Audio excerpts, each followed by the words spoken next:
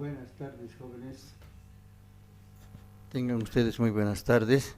El tema de hoy es el nervio trigémino. Es un tema muy importante y determinante, diría yo, para el ejercicio de la profesión. Este tema tiene que ser de nuestro conocimiento porque se aplica, tiene una aplicación clínica durante toda su vida universitaria y posteriormente durante toda su vida profesional.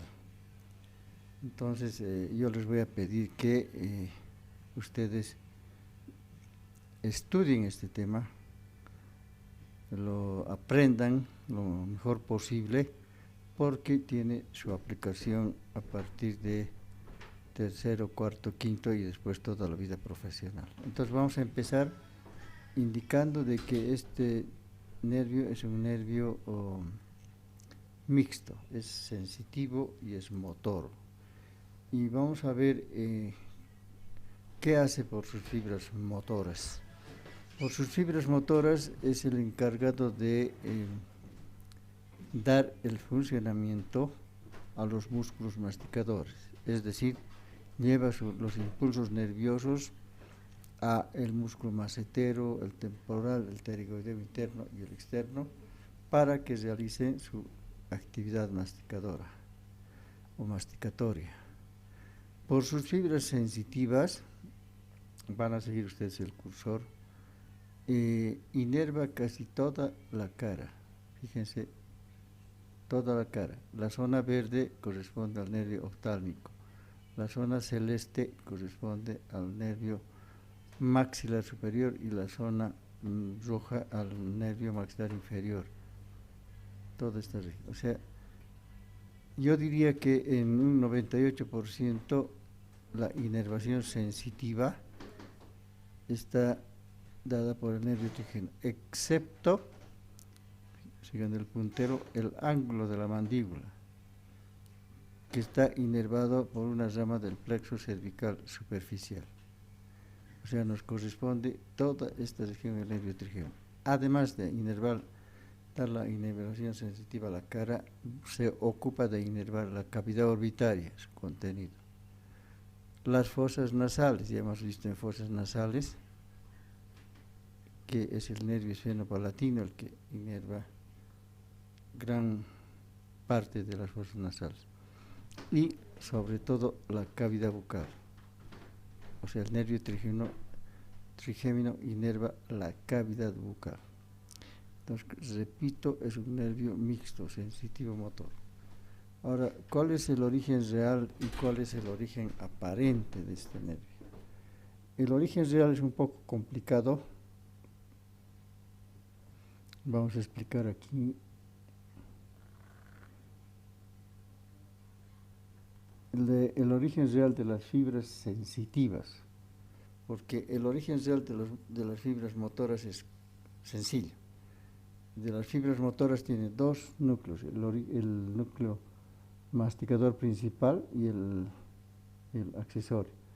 El núcleo masticador principal se encuentra en la protuberancia.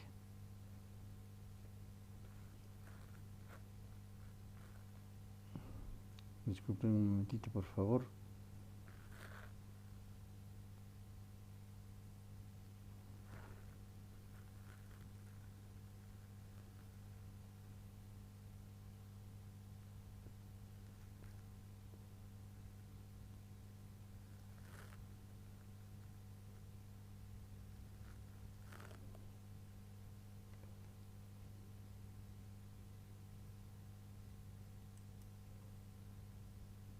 Aquí tienen esta imagen que nos permite explicar el origen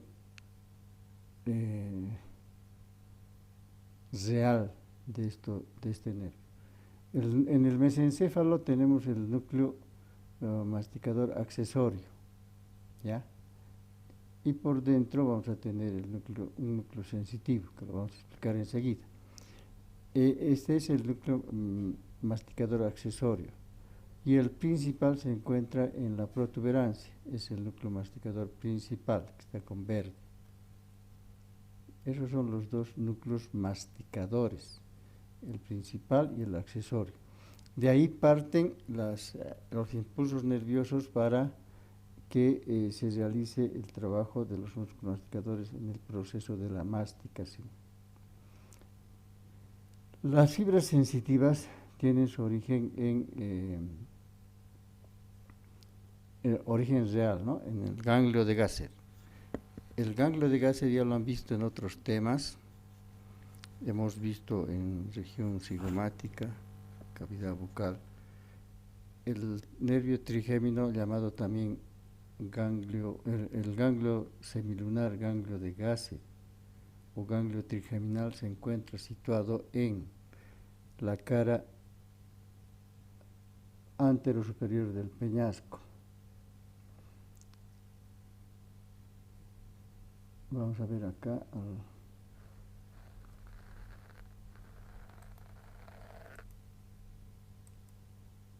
Aquí tienen el ganglio de Gasser, su raíz sensitiva, la más gruesa, y la raíz motora es esta pequeña y delgada, que se va a unir posteriormente con el nervio maxilar inferior. Este es el nervio oftálmico y este es el nervio maxilar superior, que están seccionados. Este es el ganglio de Gasser. El ganglio de Gasser, llamado también ganglio semilunar o ganglio trigeminal, se encuentra, como les decía, en el trayecto del nervio, más propiamente en la fosita del ganglio de Gasser, que es conocida por todos ustedes y que se encuentra en la cara anterosuperior del peñasco. Se encuentra en un espacio que le hace la dura madre, que se llama Kabun de Meckel. La dura madre se desdobla y hace un espacio para el contenido de este ganglio, y ese espacio se llama Kabun de Meckel. Entonces, ahí, en este ganglio, tenemos el origen real de las fibras sensitivas del nervio trigémino. Todos los ganglios del sistema craneal tienen la misma composición o estructura, igual que los ganglios espinales, es decir, que están formados por un cúmulo de neuronas, las cuales tienen una prolongación que se divide en T, ¿no? Hagan de cuenta que aquí hay un cúmulo de neuronas que tienen una división, una prolongación que se divide en T. Sigan el cursor, por favor. Una de la prolongación celulífuga o periférica es la que va a salir a formar parte de cualquiera de estos nervios, cualquiera de las ramas de estos nervios, ¿no? Esa es la rama periférica o celulífuga. En cambio, la otra prolongación de la neurona es la central o centrípeta. Esa se introduce, sigan el cursor, se introduce formando la raíz sensitiva y va a ir a terminar en un núcleo que se llama núcleo de terminación del trigémino. Entonces, reiterando, el origen real de las fibras sensitivas está en el ganglio de Gasser. Y no se olviden, estoy repitiendo esto, que el ganglio de Gasser, al igual que el ganglio geniculado o el ganglio plexiforme del vago, tienen la misma composición. Neuronas son cúmulos neuronales que tienen una división, una prolongación que se divide en T, una prolongación que es celulífuga o periférica, que va a ir a formar parte de cualquiera de las ramas del nervio trigémino, puede ir al dentario inferior, al lingual, etcétera, ¿no? Y la prolongación central o centrípeta, miren, se entra constituyendo la raíz sensitiva, ingresa a la protuberancia y va a ir a terminar en un núcleo que se llama núcleo de terminación del nervio trigémino.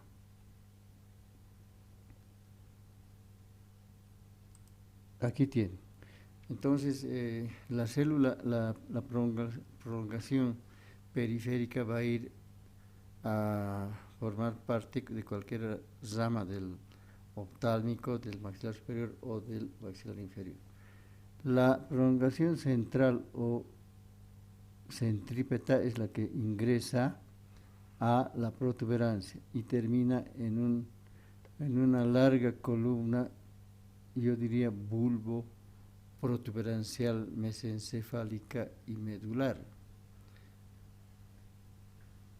Termina en ese núcleo, las fibras centrales, ¿no? Reitero, el núcleo de terminación del trigémino. Entonces aquí tenemos la protuberancia, aquí tenemos el mesencéfalo, aquí tenemos el bulbo, más abajo la médula espinal.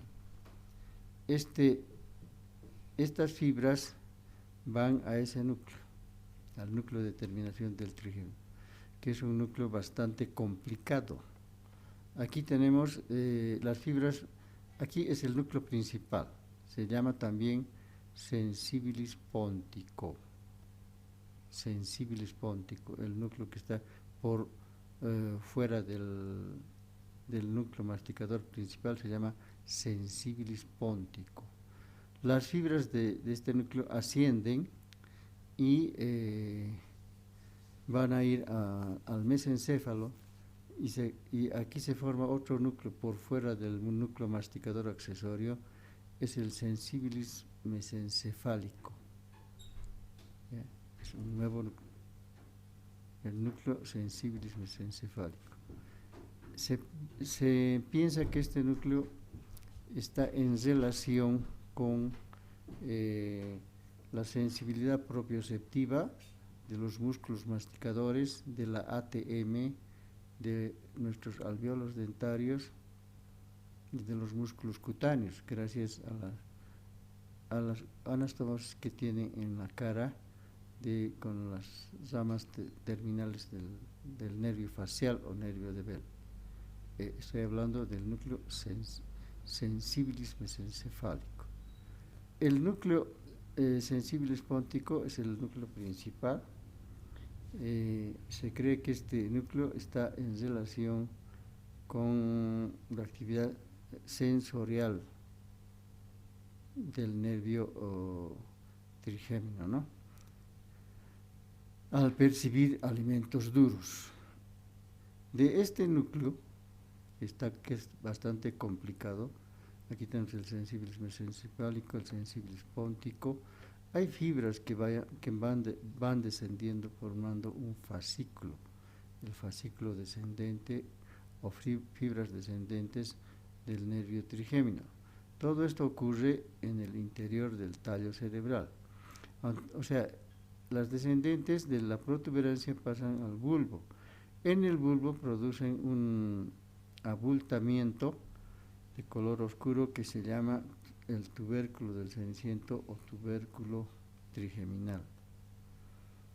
Siguen descendiendo las fibras y van a llegar, imagínense, hasta la médula espinal, donde entran en contacto con el asta posterior de la médula, con el núcleo gelatinoso de Rolando. Este origen, reitero, es complicado del nervio trigeminal porque abarca el mesencéfalo, la protuberancia, el bulbo y la médula espinal.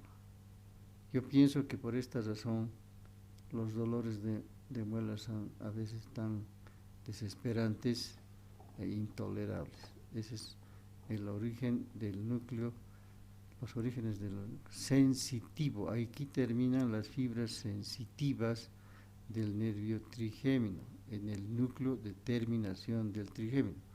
Quiero recordarles que en el libro que tenemos solamente dice núcleo de terminación del trigémino y que solamente abarca el bulbo y la protuberancia. Esta información que estoy brindando es una información ampliada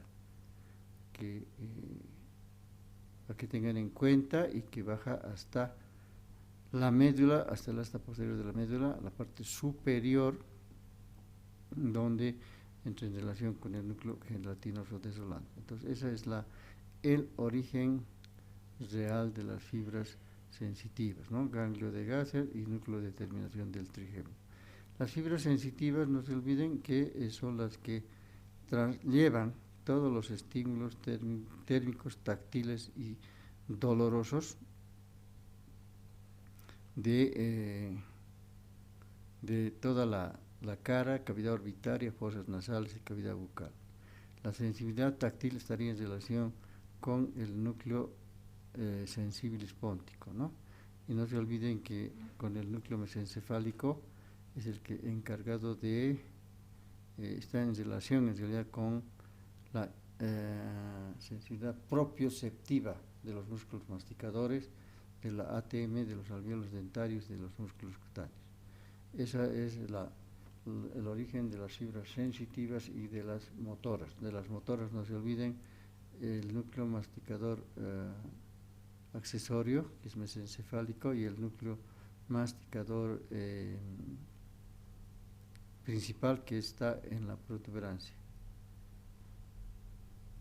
Bien, así constituido, el nervio trigémino tiene un origen aparente.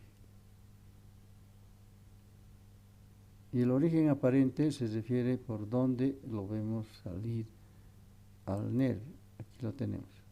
Lo estamos viendo salir de la parte inferior de la cara lateral. Esta es la protuberancia, jóvenes. Protuberancia, este es el bulbo, que aquí es la médula espinal. Pues abarca todos estos aspectos, ¿no? Aquí estamos viendo salir, este es el origen aparente. ¿Por dónde lo vemos salir al nervio trigémino? Por la parte inferior de la cara lateral de la protuberancia, como están viendo. Y de ahí vemos que está constituido por una raíz, esta la más gruesa es la raíz sensitiva y la delgada es la raíz motora. Las fibras sensitivas aquí son redondeadas, pero a medida que se acercan al ganglio de Gasser se van extendiendo y se expanden en un abanico que se llama plexo triangular del trigémino. Esto, plexo triangular del trigémino, que se une al borde posterior interno del ganglio de Gasser. En el ganglio de Gasser estudiamos dos caras. Esta que estamos viendo es la cara inferior, la cara superior no la vemos, y este borde es el borde anteroexterno y este borde es el posterior interno. Del borde anteroexterno nacen sus tres ramas terminales del nervio trigémino: el nervio oftálmico, el nervio maxilar superior y el nervio maxilar inferior, que es el que se une, como están viendo, con la raíz motora. Entonces, nervio mixto, sensitivo, motor. Este ganglio, lo había indicado, se encuentra en la cara anterosuperior del peñasco, ocupando el caput de Meckel. Vamos a ir explicando ahora cada una de sus ramas. Vamos a mostrar el origen aparente en otra vista. Aquí lo tienen, está seccionado el nervio. Aquí tienen la raíz sensitiva y la raíz motora. Aquí lo vemos emerger de la cara lateral, de la parte inferior de la cara lateral de la protuberancia, en relación con los pedúnculos cerebelosos medios.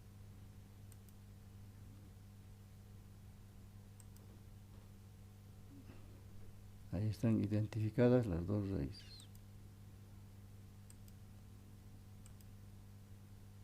Nervio oftálmico es la primera rama que emerge del trigémino. Tenemos el nervio oftálmico, luego tenemos el maxilar superior y el maxilar inferior o mandibular. Reitero, el nervio oftálmico es el que se va a ocupar de la inervación sensitiva de toda esta región que está de color verduzco, ¿no? Abarca el lóbulo de la nariz, el párpado superior, la región frontal en su totalidad. El nervio maxilar superior es el que está el territorio de inervación está pintado de celeste. Aquí tenemos el párpado inferior, la mejilla, el labio superior y la sien y parte de la raíz temporal. Y la zona roja es la zona de inervación del músculo del nervio maxilar inferior o mandibular. Y la zona donde está nuestro cursor está inervado por el plexo cervical superficial, por la rama auricular. O sea, prácticamente el nervio trigémino es el encargado de la inervación de toda la cara, excepto esta parte.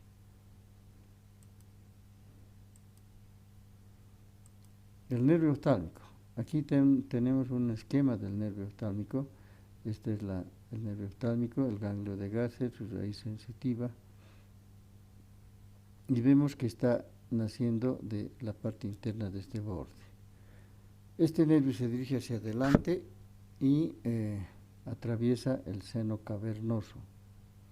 Aquí, donde está el cursor, en la parte anterior del seno cavernoso se da sus ramas terminales, que son el nervio nasal, el nervio frontal y el lagrimal. Fíjense, aquí está el nervio lagrimal, está yendo a la glándula lagrimal. Este es el nervio frontal interno y externo, a la región frontal. Y el que tenemos acá es el nervio nasal, este es el ganglio ciliar o ganglio oftálmico. Vamos a ir viendo.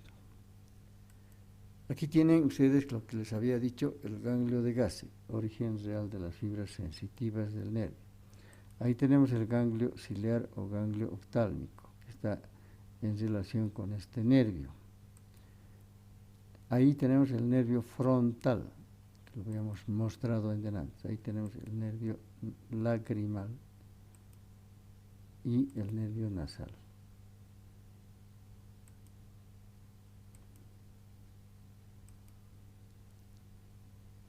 El nervio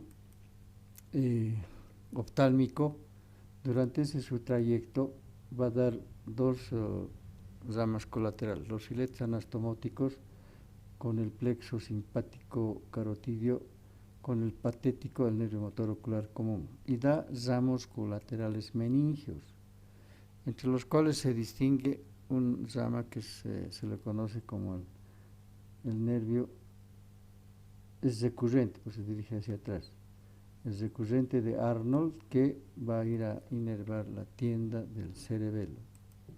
Esas son las ramas colaterales. Aquí tienen el nervio oftálmico, y en este corto trayecto es donde da sus ramas colaterales, ¿no? Estas que las acabamos de nombrar. ¿Ya? Y el ramo meningio es este, porque se dirige hacia atrás. Sigan el cursor, por favor. Este ramo meningio es el recurrente de Arnold, que se dirige hacia atrás y va a ir a inervar la tienda del cerebelo. Esas son sus ramas colaterales. En la parte ancha de esta hendidura, de la hendidura esfenoidal, el nervio oftálmico va a dar sus tres ramas terminales, que son el nervio lagrimal, ustedes lo ven ahí, dirigiéndose a la glándula lagrimal. Este nervio se dirige hacia adelante, hacia afuera, como están viendo. Esta es la cavidad orbitaria, por si acaso. Se ha retirado el techo o bóveda de la cavidad orbitaria para poder visualizar de esta manera. Esta es la lámina cribosa del etmoides. Entonces el nervio lagrimal se dirige por el borde superior del recto externo y va aplicada aquí al periósteo de la cavidad orbitaria y va a dar ramas a la glándula lagrimal y se agota dando inervación a la parte externa del párpado superior. Esa es la distribución anatómica del nervio lagrimal. Luego tenemos el nervio frontal, que es el más voluminoso, que se dirige de atrás hacia adelante. Camina entre este músculo, es el músculo elevador del párpado superior, y la bóveda orbitaria, ¿no? Que se ha retirado para poder visualizar. Este nervio aquí se ha dividido bastante lejos del reborde superior de la órbita, se puede dividir más acá, cerca al reborde, ¿no? Sea como sea, se ha dividido en dos ramas, el frontal interno y el frontal externo o nervio supraorbitario. ¿Ya? Frontal externo o supraorbitario y frontal interno. El frontal interno sale de la cavidad orbitaria por una escotadura que ya la conocen, la escotadura frontal interna, y el nervio frontal externo o supraorbitario sale de la cavidad orbitaria por la escotadura supraorbitaria o agujero supraorbitario. Estos dos nervios están destinados a la inervación de la piel y tegumentos de la región frontal y el párpado superior. El nervio nasal lo tenemos aquí, un corto trayecto del nervio nasal. Por si acaso, este nervio que está con el cursor es el nervio patético o troclear. Está llegando a la parte posterior del músculo oblicuo mayor, y es el que da la actividad a este músculo, al oblicuo mayor. No, no corresponde. Entonces el nervio nasal aquí lo vemos en un corto trecho. Vamos a mostrar otra imagen para que ustedes entiendan mejor.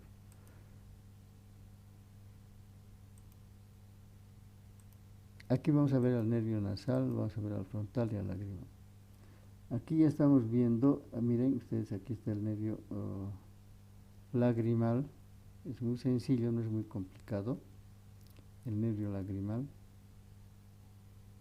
dando inervación a la glándula y a la parte externa del párpado superior.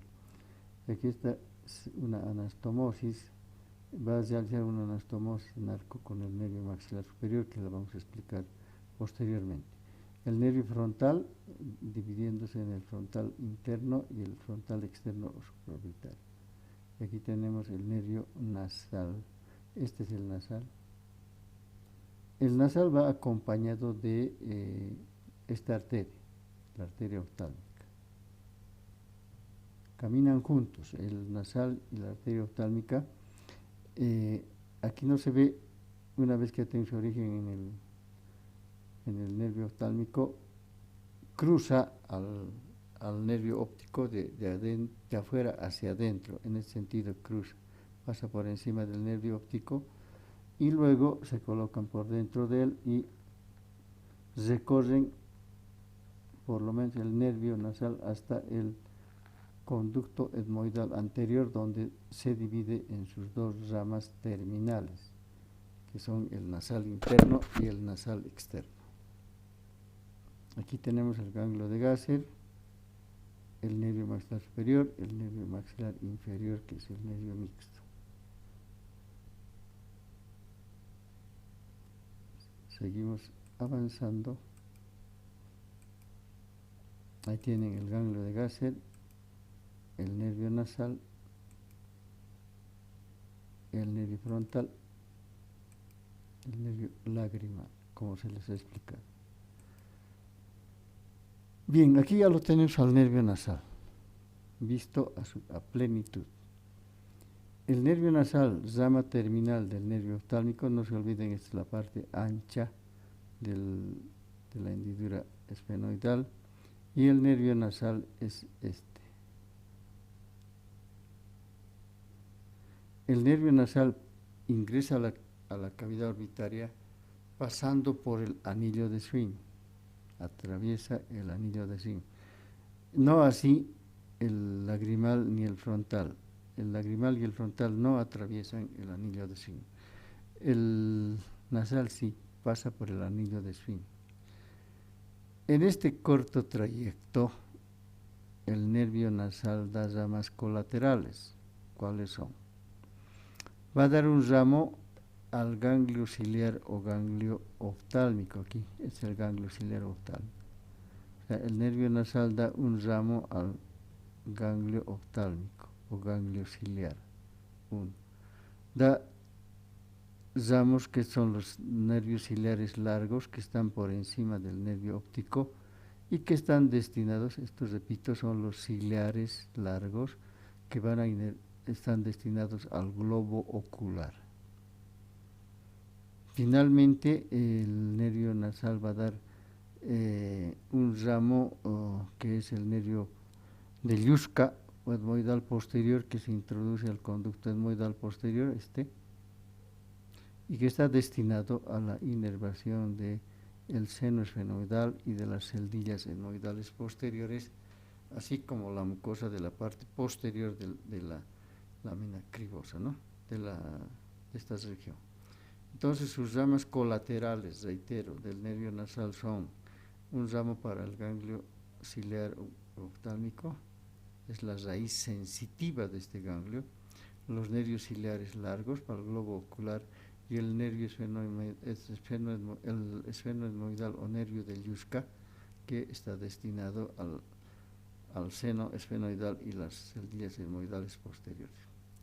El nervio nasal sigue su trayecto, una vez que ha dado estas ramas colaterales, sigue su trayecto caminando por el borde superior del músculo oblicuo mayor y a nivel de este conducto, del conducto etmoidal anterior, va a dar sus dos ramas terminales. Este es el nasal interno y el que sigue el trayecto del nervio es el nasal externo. Este es el nasal externo. Nasal interno. Entonces, para que se entienda, el nervio nasal da dos ramas terminales, el nasal externo y el nasal interno. Y sus ramas colaterales ya se les ha dicho, ¿no? Ya hemos explicado. Entonces, el nasal interno, como están viendo en esta toma, se introduce en el conducto etmoidal anterior, recorre el surco etmoidal y finalmente ingresa al agujero etmoidal para ingresar a las fosas nasales. En el agujero etmoidal, jóvenes, el nervio nasal interno, se subdivide en dos ramas, por favor, que esto quede claro, se subdivide en dos ramas, una rama interna y una rama externa. ¿Ya? El nasal externo sigue su trayecto, camina este nervio junto con la arteria oftálmica y miren, va a llegar a la polea de reflexión del músculo oblicuo mayor. ¿Qué es esto? Llega a la polea de reflexión del músculo oblicuo mayor y ahí este nervio se divide en ramas ascendentes y ramas descendentes. Las ramas ascendentes están destinadas a la inervación de la piel y tegumentos de la región interciliar y párpado superior. Y los ramitos descendentes van a ir a las vías lagrimales y a los tegumentos de la raíz de la nariz. Es así como termina o concluye el nervio nasal externo. El nasal interno hemos dicho que llegó al agujero etmoidal y se subdivide en dos ramas, la rama interna y la rama externa.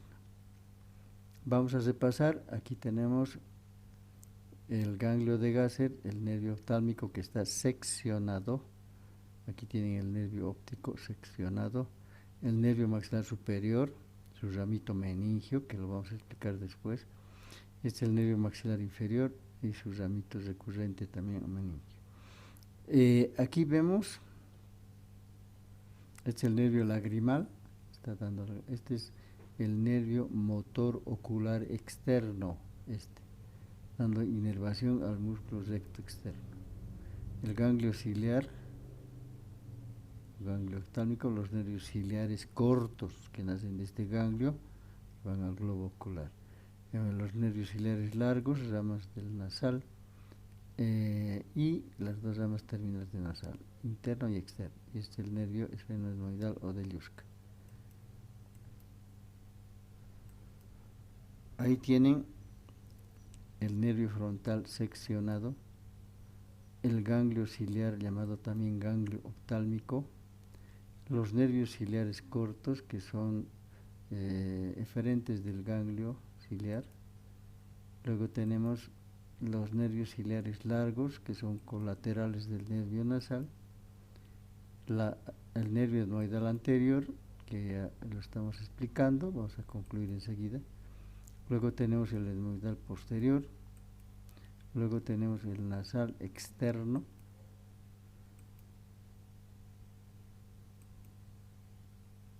aquí tenemos el ramito supratroclear. ¿A qué se llama supratroclear?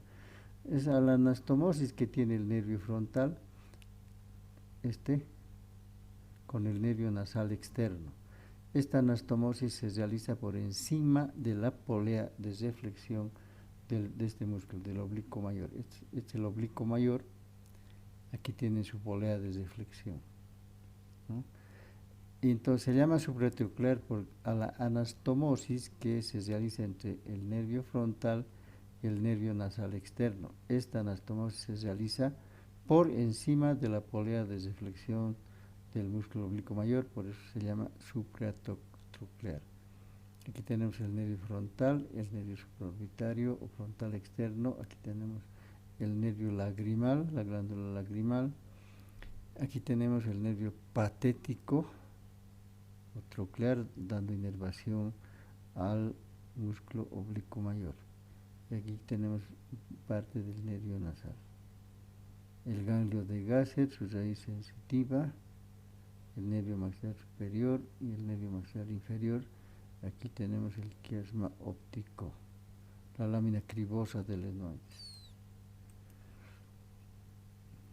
El nervio frontal interno, el nervio supraorbitario o frontal externo. Y con eso habríamos concluido la descripción del nervio oftálmico. Ahora vienen los nervios que realmente nos interesa saber por su aplicación clínica, que es el nervio maxilar superior y el nervio maxilar inferior, porque estos dos nervios son usados constantemente en nuestras técnicas de anestesia. Aquí tenemos el ganglio de Gasser, ustedes ven acá, la raíz sensitiva, que es el plexo triangular de la raíz sensitiva, el nervio oftálmico que ya está seccionado, el nervio maxilar inferior que está seccionado. No se olviden que el nervio oftálmico atraviesa el seno cavernoso hasta la parte ancha de la hendidura esfenoidal, ya se ha explicado eso. El nervio maxilar inferior, una vez que tiene su origen en el borde anteroexterno del ganglio de Gasser, por fuera del origen del oftálmico, como están viendo, se dirige hacia adelante y sale de la cavidad craneal por el agujero redondo mayor. Sale de la cavidad craneal por el agujero redondo mayor. De ahí pasa al trasfondo de la fosa pterigomaxilar, luego a la fosa pterigomaxilar, luego al canal infraorbitario, al conducto infraorbitario. Aquí tiene el conducto, finalmente sale por el agujero infraorbitario dando sus ramas terminales, ¿no? Que son ascendentes, internas y descendentes, las vamos a explicar luego. Bien, en este trayecto, el nervio maxilar inferior, ¿qué hace? Da un ramo meningio, aquí si ustedes ven, puede ser a nivel del agujero o antes, y el ramo meningio que va a inervar la dura madre que está en esta región. Luego, un poco por delante en el trasfondo de la fosa pterigomaxilar aquí, este es el ganglio esfenopalatino. El nervio tiene una anastomosis con este ganglio, dos ramas anastomóticas con el ganglio esfenopalatino. Este es el nervio esfenopalatino.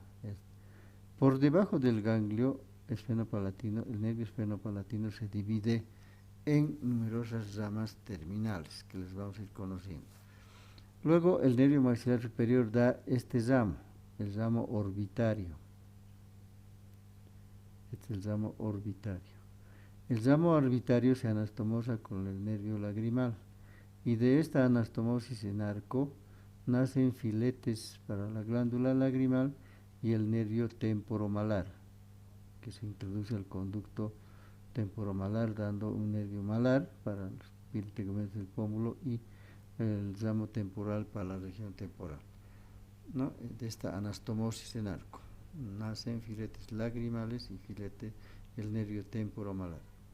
Bien, aquí lo que nos importa, vamos a repetir las colaterales, es el nervio, el ramo meningio, el ramo orbitario 2, el nervio esfenopalatino 3, es este. Los dentarios posteriores, sigan, el cursor está mostrando los nervios dentarios posteriores, el dentario medio y el dentario anterior.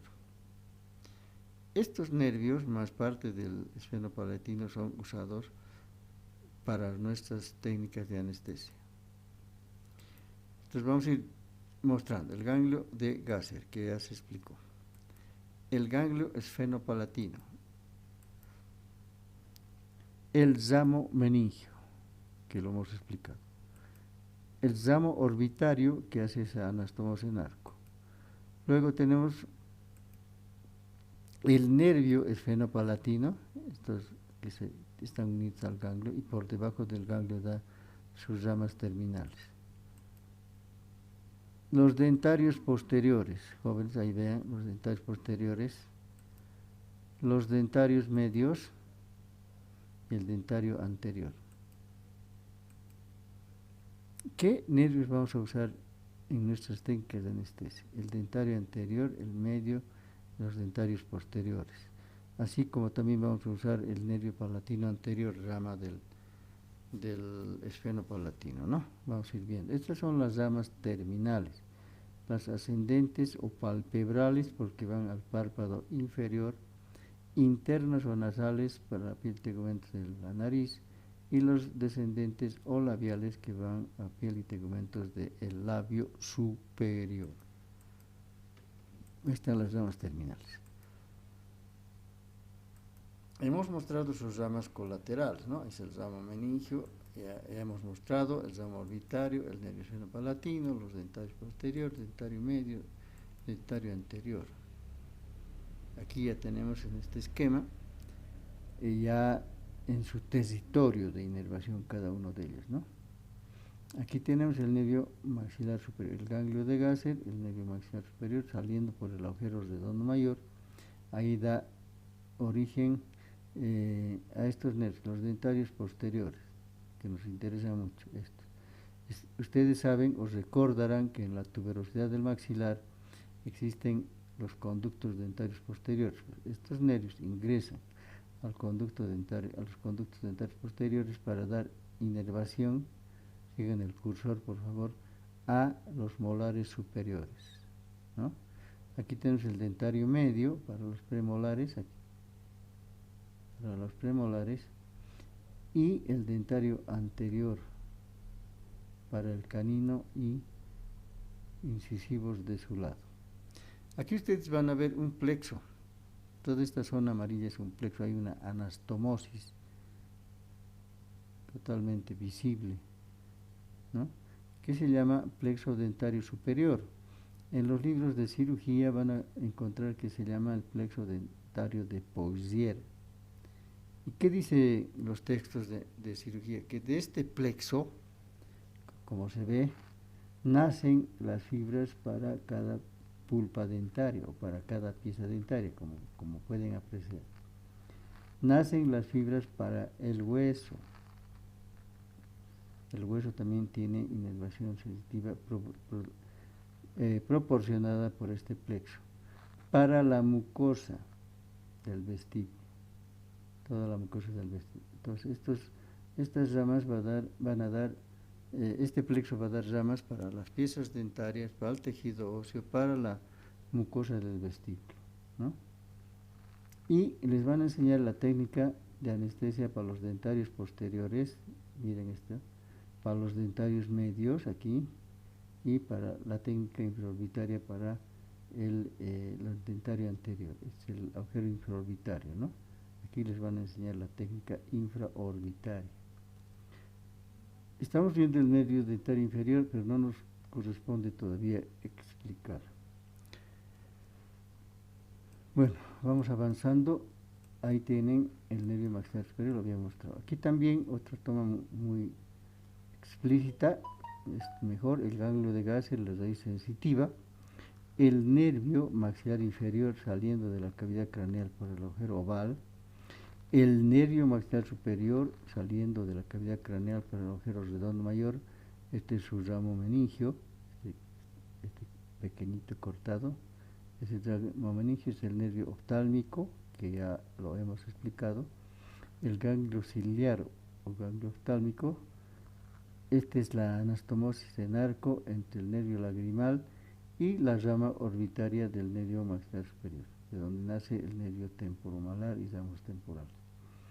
El nervio maxilar superior en su plenitud, ahí en todo su recorrido, ahí vemos entonces el nervio ramo meningio, ramo orbitario, el nervio esfenopalatino en relación con el ganglio esfenopalatino.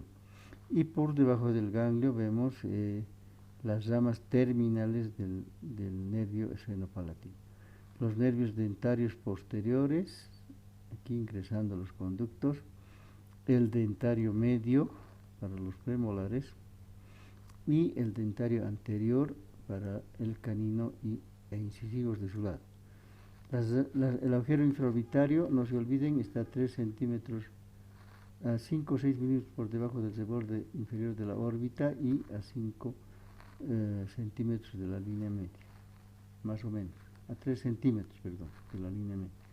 Aquí da sus ramos ascendentes o palpebrales, internos o nasales y descendentes o labiales para el labio superior. Esta es la distribución anatómica del nervio maxilar superior. Aquí tenemos el seno maxilar, que ya hemos explicado también. Hemos explicado este seno en fosas nasales, sería el plexo dentario de Poicier, que se les acaba de indicar.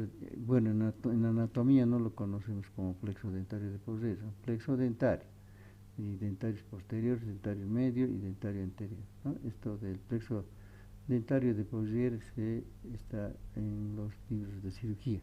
Y de ahí nacen los ramos para los dientes, para el hueso, para la mucosa del seno maxilar y para la mucosa del vestíbulo. Esta es la posterioides, por si acaso, la glándula lagrimal, el seno frontal, que ha sido explicado. Aquí tienen el nervio frontal interno y externo, que también hemos explicado. Este es el nervio nasolobar, que es una rama del nasal interno, ¿no?, que desciende por la cara posterior de los huesos propios de la nariz y se distribuye por la piel y tegumentos del lóbulo de la nariz, el nervio nasolobar, que es rama del nervio nasal interno del oftálmico. A ver, vamos a ir viendo el ganglio de Gasser,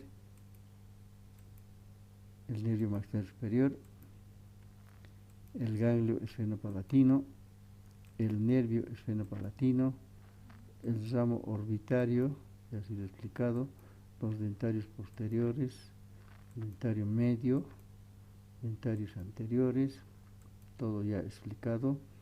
El nervio, aquí el nervio maxilar superior es el canal infraorbitario, aquí cambia de nombre, toma el nombre de nervio infraorbitario y este es el conducto que está seccionado, el conducto infraorbitario.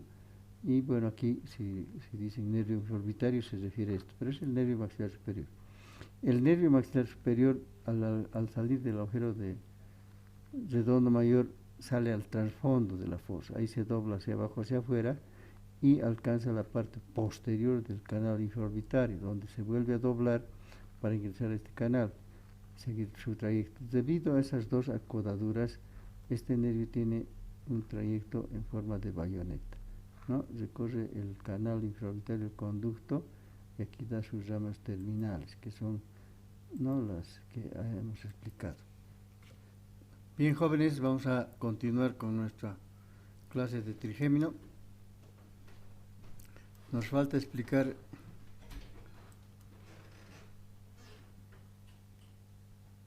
el nervio esfenopalatino, ¿ya?, que ya lo hemos visto en fosas nasales, si ustedes recuerdan.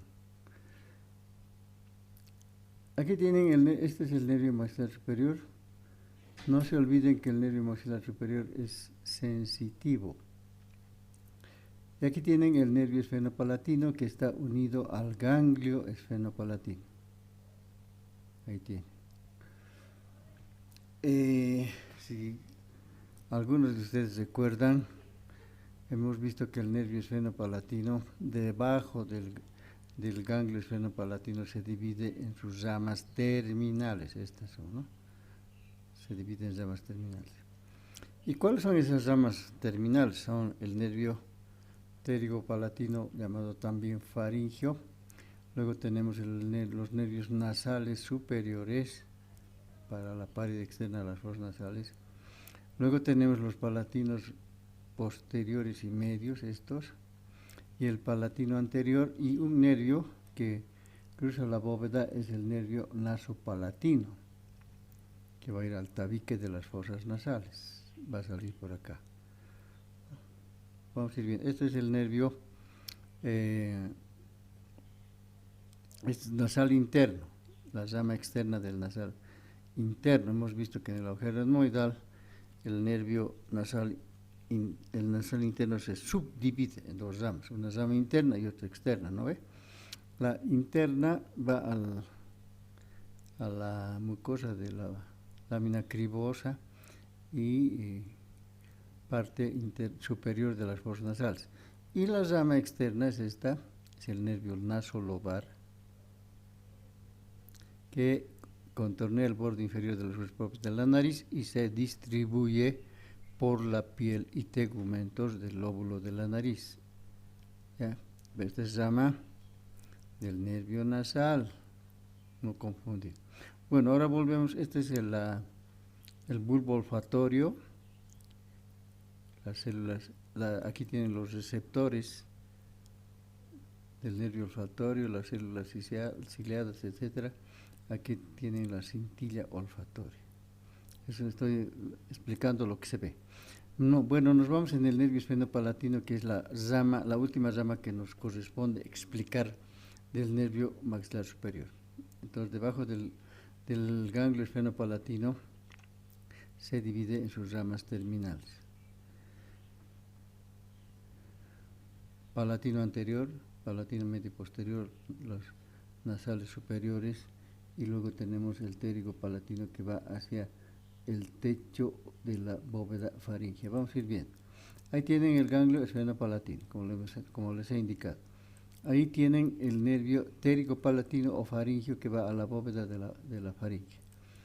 Luego tenemos los nervios palatino posterior y medio, estos de aquí, ¿no? Están viniendo desde acá, el palatino medio y el palatino posterior, que están destinados a la inervación de la mucosa del velo del paladar. Después vamos a hablar del palatino posterior, porque este nervio lleva inervación motor, siendo este nervio sensitivo. Yo creo que han debido leer algunos de ustedes y esta situación hay que aclararla. Entonces aquí tenemos el nervio palatino anterior, ¿no? Que este nervio es el que vamos a usar en técnicas de anestesia cuando se hacen trabajos de cirugía en la bóveda palatina o para la extracción de cualquiera de estas piezas dentarias. Aquí vemos los nasales superiores, el nasopalatino, este nervio es el nasopalatino, es el que va a ir al tabique de las fosas nasales, está seccionado, va a ir al tabique, desciende por el tabique, da inervación a la mucosa del tabique, va de atrás hacia adelante y de arriba hacia abajo, en este sentido, miren, pero en el tabique. Finalmente se introduce en este conducto, en el conducto palatino anterior, el nervio nasopalatino, sale a la bóveda palatina y va a inervar la parte anterior de la mucosa de la bóveda palatina, la zona que está por detrás de los incisivos superiores, esta zona. Ahí se anastomosa con el palatino anterior. Aquí vamos a tener una técnica de anestesia, la técnica del nervio esfenopalatino. Aquí tenemos la técnica de anestesia del nervio palatino anterior. O sea, el conocimiento de estos dos nervios tiene aplicación clínica, no se van a olvidar. Bueno, antes de empezar con el nervio maxilar inferior mandibular, debo decir que el nervio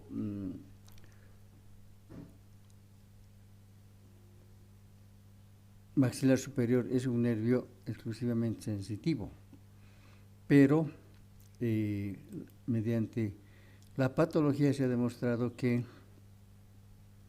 el palatino posterior, este nervio, va a dar inervación motora al músculo palato, al palato y al gloso estafilino, a las palatino del faringo estafilino, y va a dar inervación al periestafilino interno, ¿no? Entonces, la pregunta es cómo, siendo el nervio maxilar superior exclusivamente sensitivo, va a dar inervación motora mediante el nervio palatino posterior a esos músculos que acabo de mencionar, al pterigoideo interno, al palato estafilino, al gloso estafilino y al as palatino del músculo faringo estafilino. Entonces, ¿cómo nos explicamos aquello?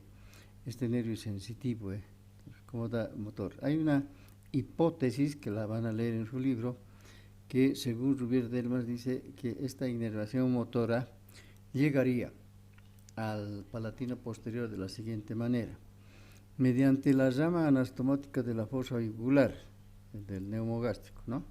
Porque esta inervación para esos músculos viene del neumogástrico o de la rama interna del nervio espinal. Entonces, ¿cómo llegaría? Llegaría de la siguiente manera: la rama anastomotica de la fosa yugular une el nervio vago, aquí no tenemos eso, une el nervio vago con el facial, ¿no? Con la porción descendente del facial.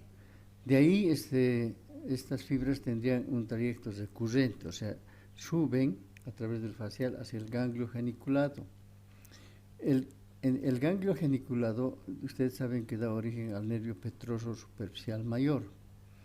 El nervio petroso superficial mayor se anastomosa con el nervio petroso profundo menor y con un filete simpático, formando el nervio vidiano. Acá lo tienen al nervio vidiano.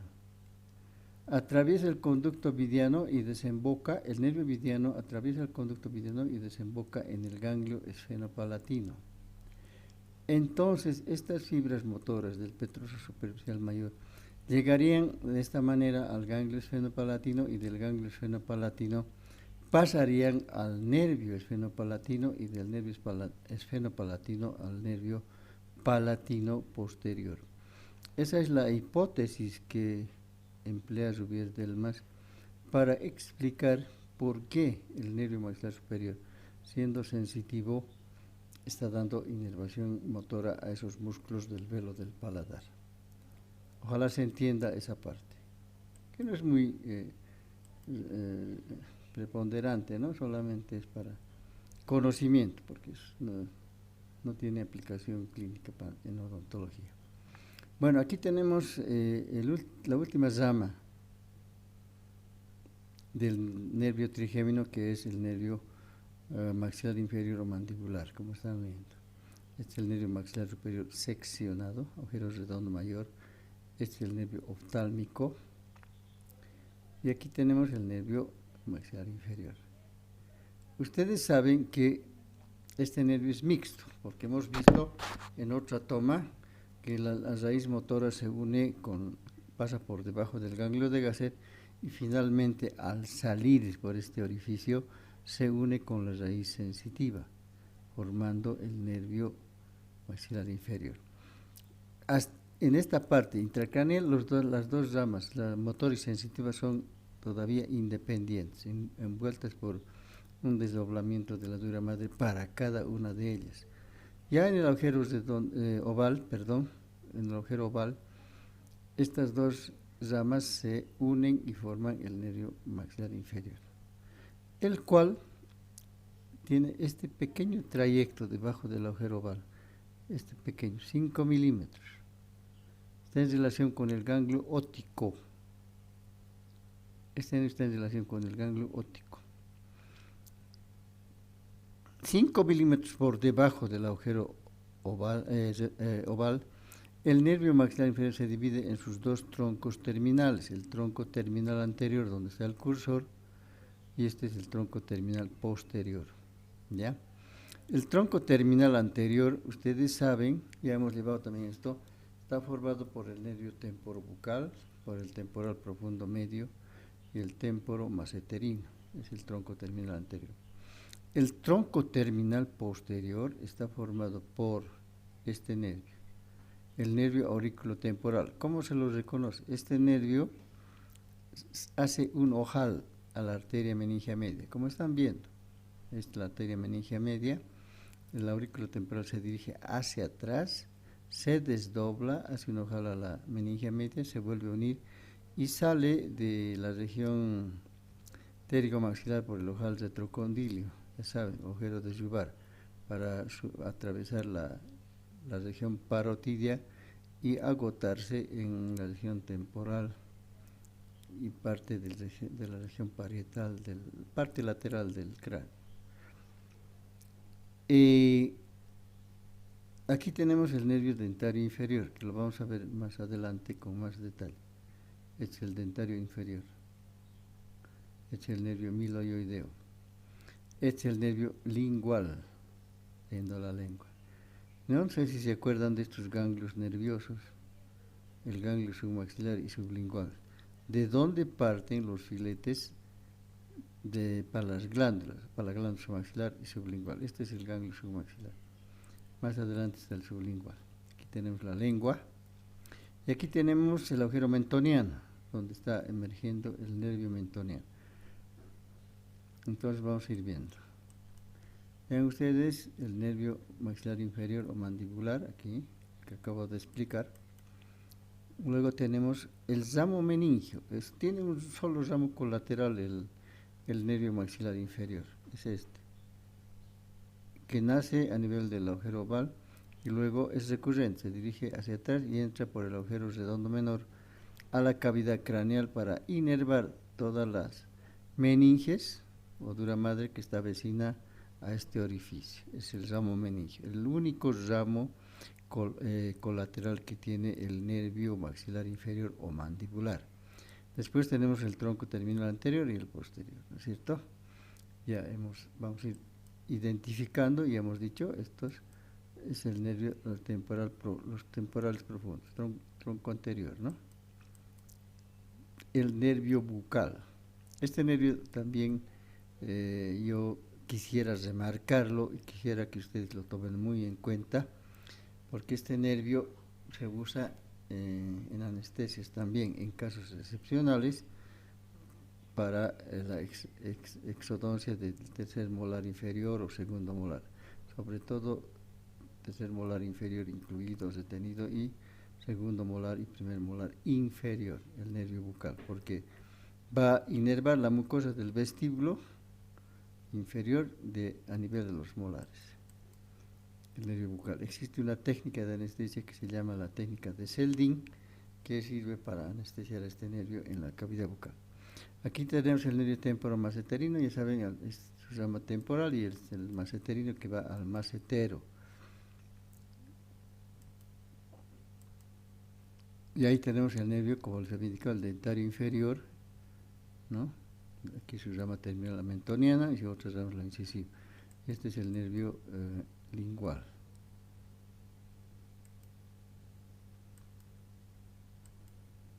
Entonces, ¿qué ramos tiene el ramo meningio? Que lo hemos visto aquí, vean, ¿no?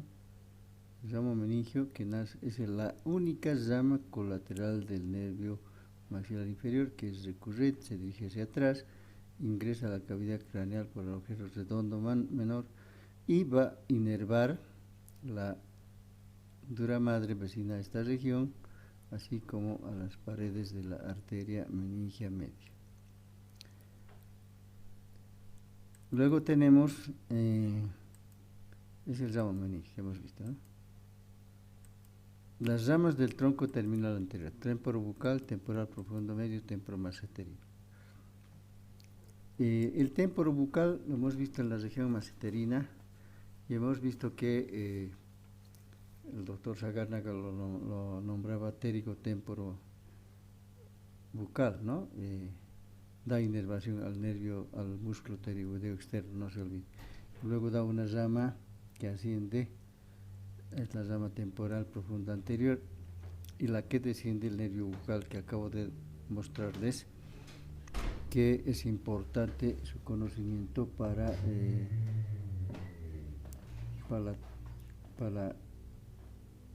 cortar la sensibilidad de la mucosa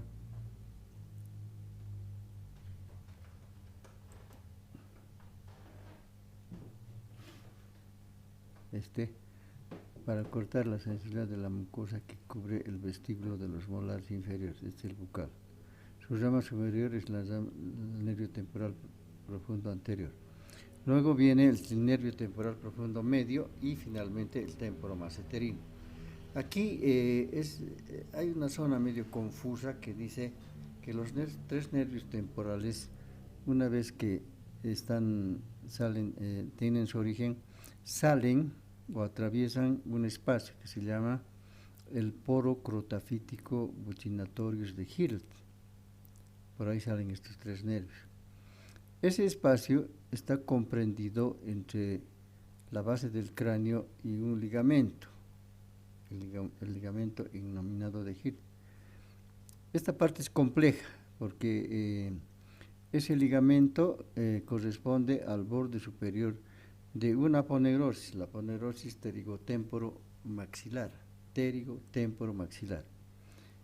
Esa aponeurosis está por fuera de la aponeurosis interpterigoidea, o sea, por fuera de la parte superior de la aponeurosis interpterigoidea tenemos la aponeurosis pterigotemporomaxilar.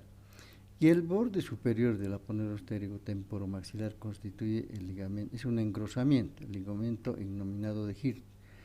Ese ligamento limita con la base del cráneo, o más concretamente el reborde interno del agujero oval, ese espacio que se lo conoce con el nombre de poro crotafítico buccinatorius de Hirt. Entonces estos tres nervios salen por ese poro y se dirigen a las zonas que deben inervar. Esto como aclaración de esa parte que es medio confusa para el alumno.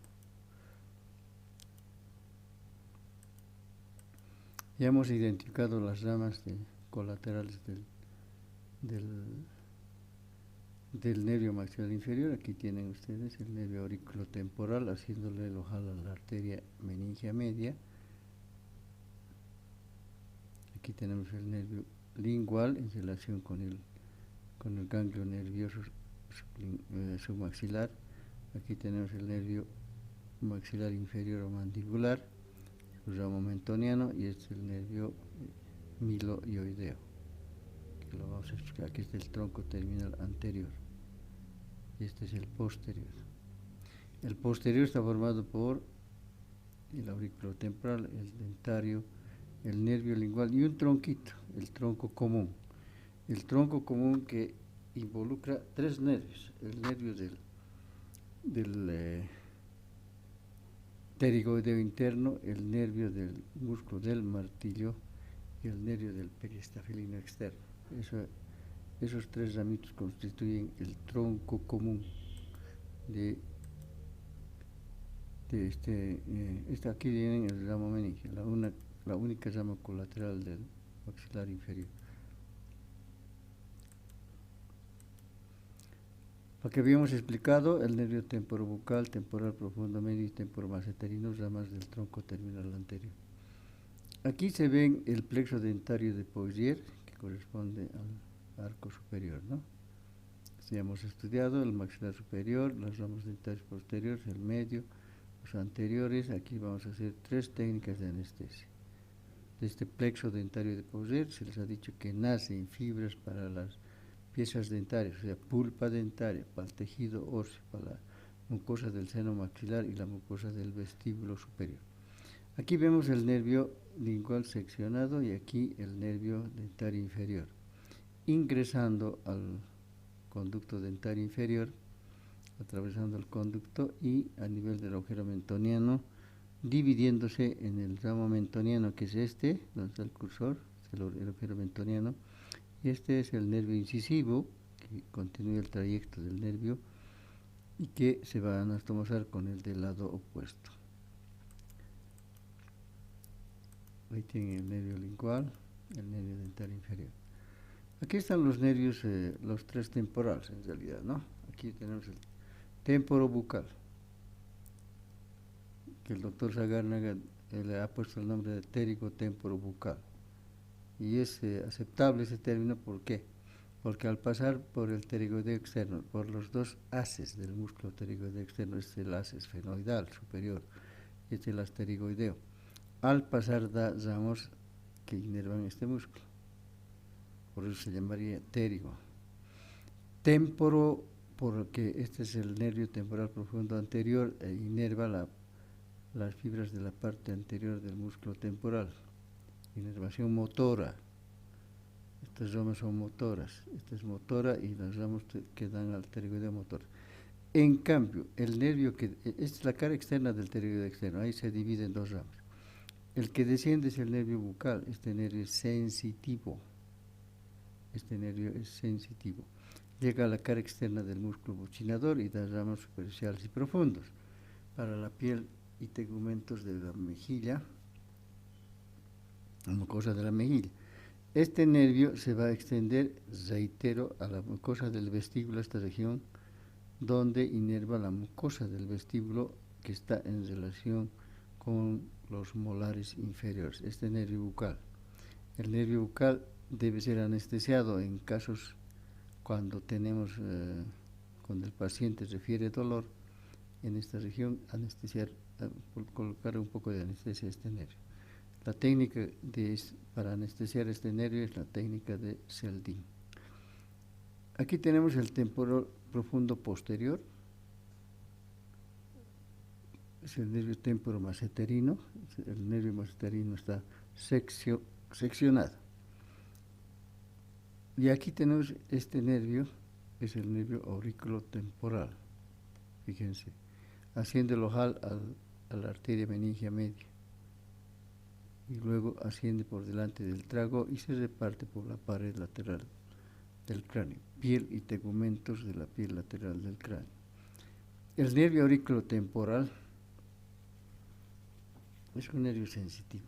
En este trayecto va a dar inervación a la glándula parótida, al pabellón de la oreja, a la membrana del tímpano, parte del conducto auditivo externo. Es bueno aclarar aquí que da inervación vegetativa a la glándula parótida, pero el nervio maxilar inferior no tiene núcleo vegetativo. Entonces el alumno siempre tiene problemas en explicar esto. La inervación secretora para la glándula parótida está proporcionada por el nervio petroso profundo menor, que es rama del nervio glosofaringio, ¿no? Que viene de la caja del tímpano, es rama del nervio de Yakor, ¿no? Y llega al ganglio óptico, y del ganglio óptico pasa pues a el nervio auriculotemporal. O sea, la respuesta es la inervación vegetativa o secretora de la glándula parótida está proporcionada por el nervio petroso profundo menor, rama del glosofaringio. El nervio auriculotemporal solamente lo lleva a ese nervio a la región parótida. Tenemos aquí el nervio dentario inferior. El nervio dentario inferior es muy importante porque lo van a anestesiar durante toda su vida universitaria y su vida profesional. Aquí vemos que está recibiendo esta ramita, no sé si ven, la cuerda, no, perdón, este es el nervio lingual, estoy nombrando mal, este es el nervio lingual. Aquí se fija, también es anestesiado por la técnica de Spick, ¿no? Este nervio se dirige hacia abajo, hacia adelante, va a llegar a la mucosa, al borde anterior de la rama ascendente, a nivel del tendón del temporal, ahí se introduce bajo la mucosa alveolo lingual, o sea, al piso de la boca, y va a llegar a la lengua y va a dar inervación sensitiva a toda la mucosa de la lengua que está por delante de la vena lingual. Y aquí está recibiendo a este nervio, a la cuerda del tímpano, en la región pterigomaxilar o cigomática. Ustedes recordarán que este nerviecito es rama del facial. la cuerda del tímpano, que se une al nervio lingual y acompañado, es decir, acompañado este nervio llega a los bordes laterales y punta de la lengua. Recordarán ustedes que la cuerda del tímpano, rama del facial, es un nervio sensorial que nos permite percibir lo ácido y lo salado en la boca. Aquí aprovecho para mostrar este ganglio, el ganglio nervioso submaxilar, y aquí viene el sublingual. De estos ganglios nerviosos, aquí la cuerda del tímpano va a llevar inervación vegetativa a la glándula, o sea, secretora, ¿no? A la glándula submaxilar y a la glándula sublingual. O sea, la inervación secretora de las dos glándulas salivales, submaxilar y sublingual, corresponden al nervio facial, a diferencia de la parótida que corresponde al glosfaríngeo, ¿no? Que ha sido explicado. Aquí se puede percibir esa inervación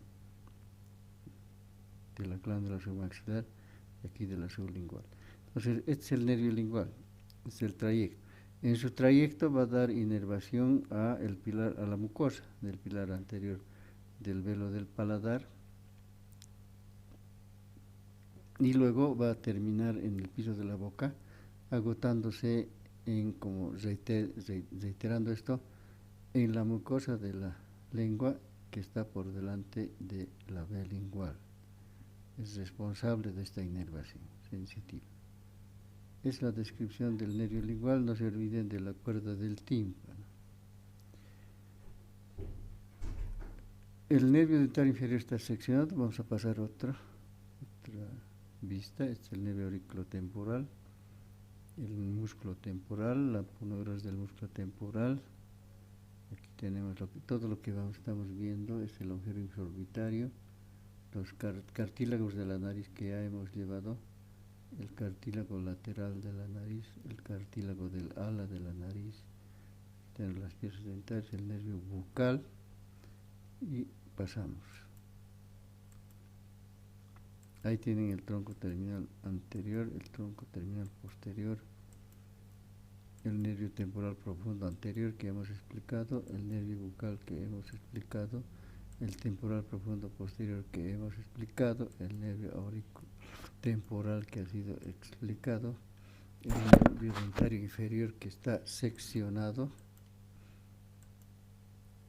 el nervio miloioideo. Ahora vamos a ver ramas del tronco terminal posterior con más detalle.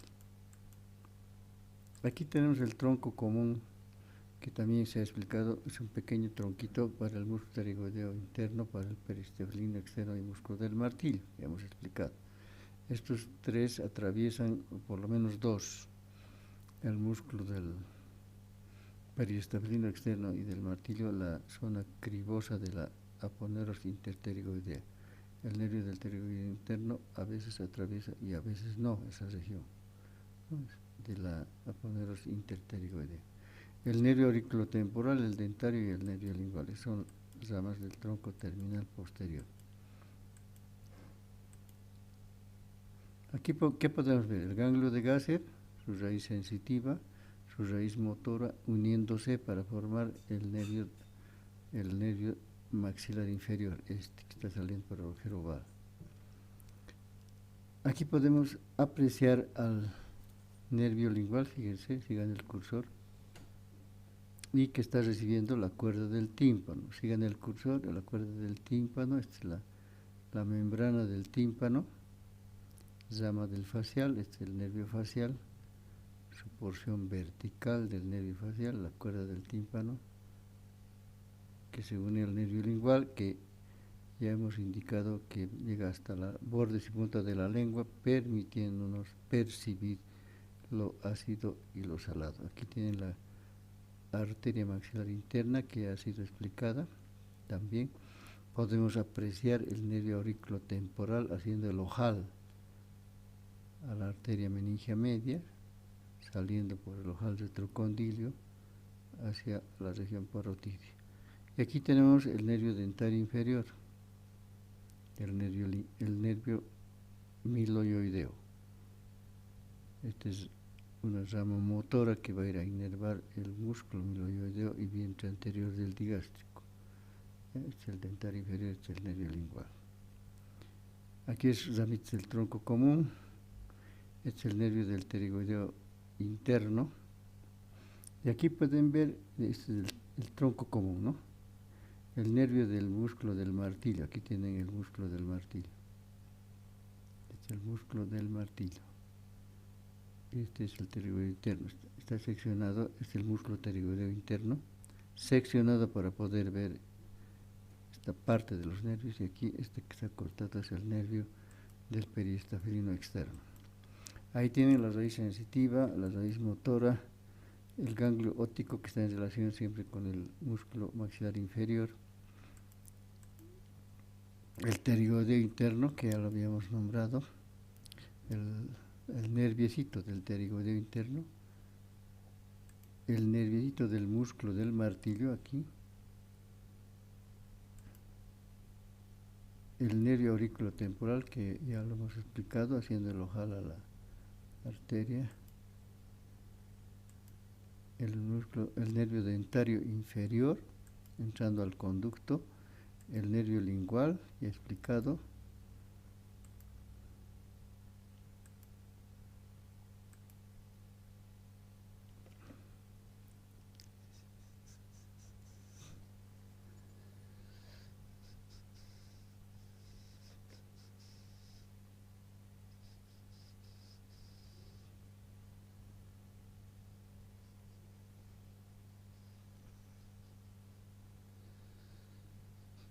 ya.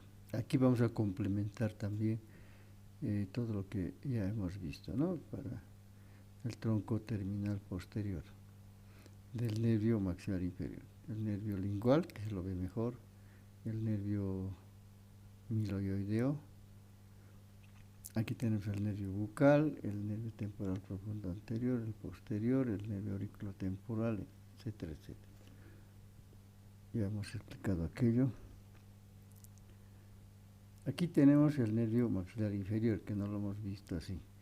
Entonces, esta rama está ingresando al conducto dentario inferior. Antes de ingresar va a dar origen al nervio miloioideo y una rama anastomotico con el nervio lingual. En el interior del conducto, jóvenes, este nervio va a dar ramos dentarios para las pulpas dentarias, va a dar ramos óseos para el tejido óseo, va a dar ramos mucosos para la mucosa del vestíbulo. Y a nivel de los premolares, aquí tienen los premolares, ahí está el agujero mentoniano, se divide en dos ramas, el nervio mentoniano que sale por el agujero mentoniano y se distribuye por la piel y tegumentos de la región del mentón. Y el que está en el interior del conducto es el nervio incisivo, que va a dar inervación a los incisivos y canino de su lado. Esta es la distribución anatómica del nervio dentario inferior, y este seccionado es el nervio lingual. Es aquí donde está el cursor, donde ustedes van a realizar sus técnicas de anestesia en la técnica de Spick. Aprovecho esta toma para mostrar los dentarios posteriores, para hacer recuerdo en realidad, los dentarios medios y los dentarios anteriores. Entonces les he dicho que aquí hay una técnica de anestesia para los dentarios posteriores, para los dentarios medios y dentarios anteriores. 3 punciones. Y aquí la de Spick, 4 punciones, y para la técnica mentoniana, 5 punciones. O sea, estarán dándose cuenta que aquí hay mucha aplicación clínica. ¿Dónde se pone la técnica de Spick? Pues aquí, justamente aquí, en esta región que depositar la anestesia para anular la transmisión nerviosa del nervio, en este caso el nervio lingual y el dentario inferior. Aquí están viendo el nervio miloioideo, ¿no? Entonces es esta rama es sensitivo-motora, ¿ya? El dentario inferior. Sensitivo-motora porque da origen al nervio miloioideo, que es motor. El nervio miloioideo va a dar inervación al músculo miloioideo y al vientre anterior del músculo digástrico.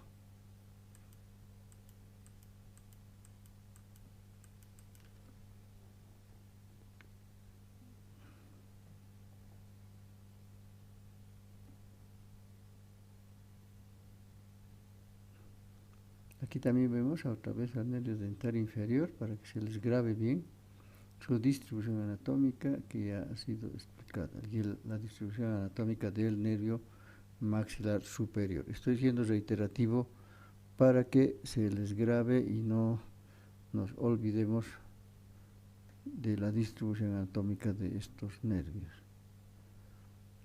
Igual ya hemos explicado también esto. Finalmente, debo indicar de que qué aplicaciones tiene esto. Aquí voy a mostrar aquí. Fíjense cómo se aplica estos conocimientos anatómicos en cirugía, ¿no? Ustedes van a hacer sus técnicas. Fíjense, esta jeringa Carpule que usamos para nuestras anestesias, aquí también. Y aquí se hacen muchas funciones. Para el nervio nasopalatino en esta región, esta es la papila palatina, y a un costadito se hace la técnica de anestesia nasopalatina.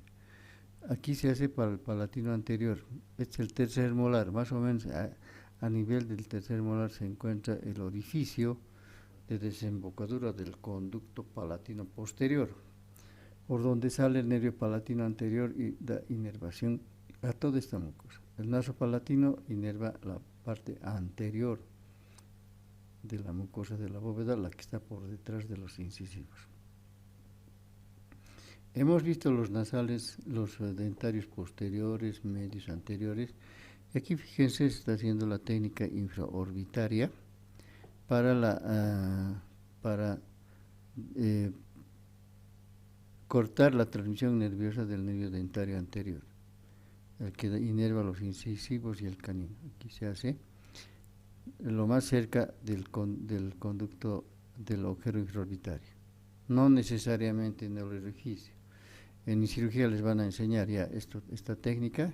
Fíjense, ustedes tienen que saber que este orificio está a 3 o 4 milímetros por debajo del reborde inferior de la órbita y a 3 centímetros de la línea media. Esas son las referencias anatómicas. Esto ven en el paciente, no hay problema. Y aquí tienen la técnica de anestesia para los dentarios posteriores, medios y anteriores. ¿Dónde se hace? En el fondo del surco vestibular superior, ¿no?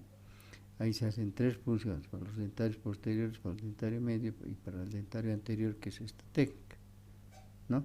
O sea, con nuestra anestesia vamos a anular la transmisión nerviosa de los dentarios posteriores, de los dentarios medios y de los anteriores para poder realizar cualquier trabajo en las piezas dentarias. Puede ser preparación de cavidad, una endodoncia, y cuando se trata de una cirugía en el arco superior hay que complementar la técnica de anestesia con la técnica del palatino anterior y del nasopalatino, depende de la pieza que se vaya a extraer.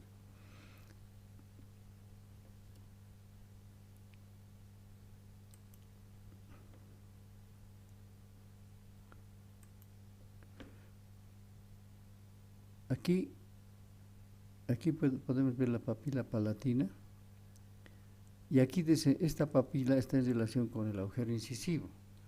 Usted sabe que en el agujero incisivo desemboca el conducto palatino anterior. ¿Quiénes salen por aquí? Vasos y nervios nasopalatinos, que van a inervar toda esta mucosa de la región anterior. Entonces, cuando se quiere hacer un trabajo odontológico en estas piezas, a veces el paciente refiere dolor, hay que anular la actividad de este nervio nasopalatino mediante una técnica de anestesia, la técnica nasopalatina. Cuando se quiere hacer exodoncias de los molares, de los premolares, se debe hacer la técnica de anestesia del nervio palatino anterior en la mucosa palatina. El conducto está a nivel del tercer molar, pero si quieren hacer un trabajo a nivel del primer molar o segundo premolar, la punción puede realizarse un poco más adelante o siempre por distal de la pieza de la que se quiere trabajar. La técnica infrarbital les van a avisar en cirugía. Aquí a nosotros lo que nos interesa es la ubicación del agujero infraorbitario y quién sale por ahí. Entonces, remarcan quién trabaja aquí, el naso palatino. ¿Quién trabaja en toda esta zona? El palatino anterior. ¿Quién trabaja en la zona vestibular? Aquí, de superior. El palatino anterior para canino incisivo, el dentario anterior para incisivo, el dentario anterior para incisivo y canino, el dentario medio para los premolares y el dentario posterior para los molares. Ustedes van a hacer punción para los dentarios posteriores, para el medio y para el anterior. 3 punciones. Naso palatino, 4 punciones. Palatino anterior, 5 punciones. Y la técnica de SPIC, que es en realidad la más complicada para el estudiante, porque requiere práctica, es para el nervio dentario inferior y para el nervio lingual. Aquí, fíjense, se ha atravesado el labio superior y la punta está fuera de la boca. Son accidentes de la anestesia, ¿no?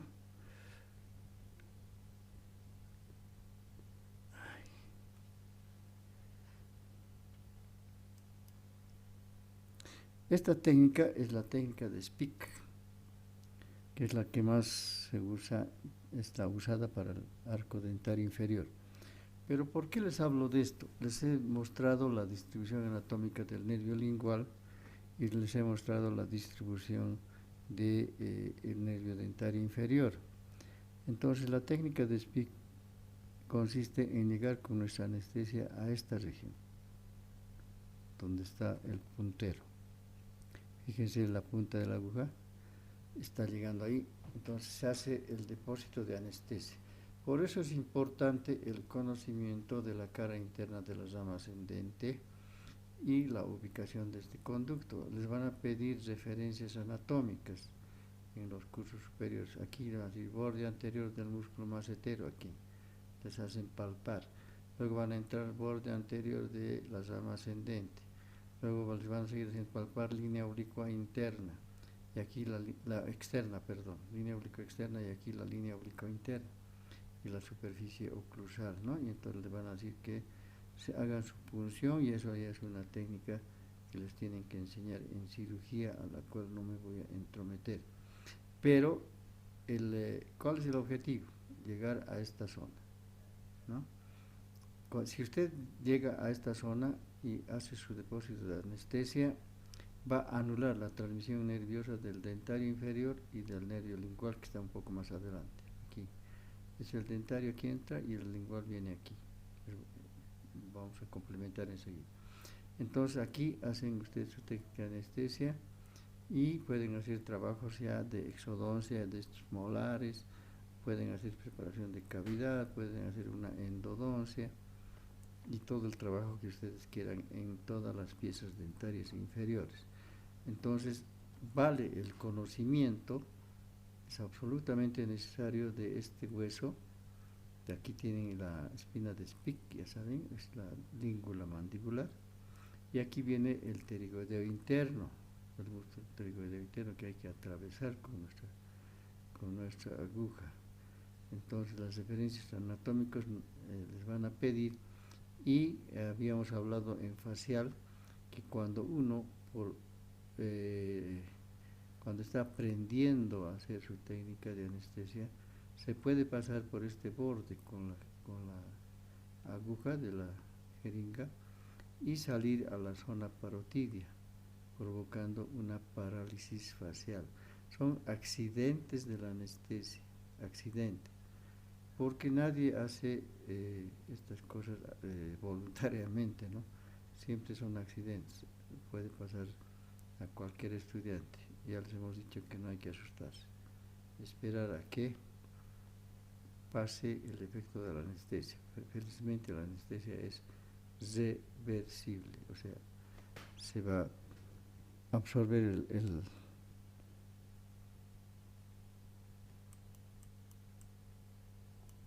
el anestésico y esto se acaba.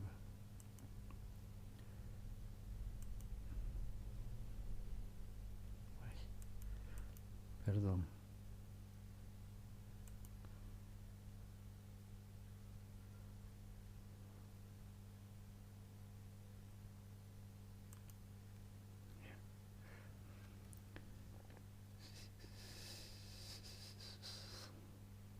Bueno, lo que quiero remarcar es de que se acuerden siempre de este nervio, nunca lo dejen de estudiar. Tenemos también patologías de este nervio y eso ya les van a enseñar en cursos superiores. Las neuralgias del trigémino, por ejemplo, ¿no? La famosa neuralgia del trigémino, que a veces es enloquecedor para el paciente y dura años. El tratamiento y demás cosas les van a enseñar en farmacología, el uso de fármacos para las neuralgias del trigémino, ¿no? Que son dolores espontáneos que aparecen en cualquiera de las ramas de este nervio.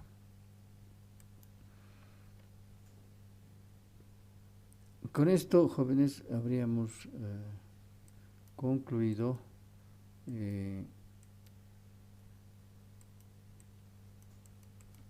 nuestra explicación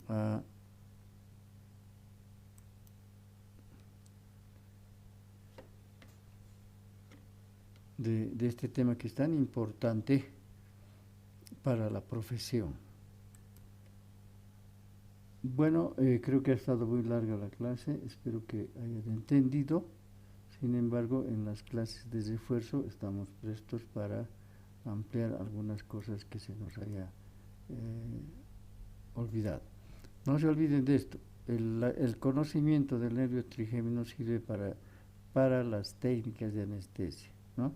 Cada técnica ya les van a enseñar en cirugía, no nos corresponde enseñar, pero la aplicación clínica es absolutamente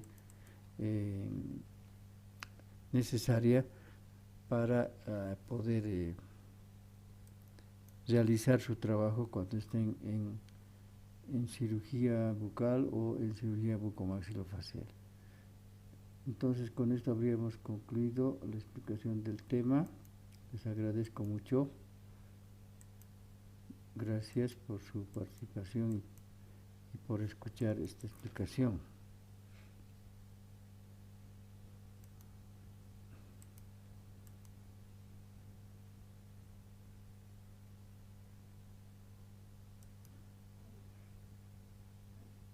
Bueno, jóvenes, espero que no se haya cansado, que no haya sido aburrida la clase y me despido dándole las gracias. Y lo que dice Albert Einstein. Gracias, jóvenes. Nos vemos en otra oportunidad.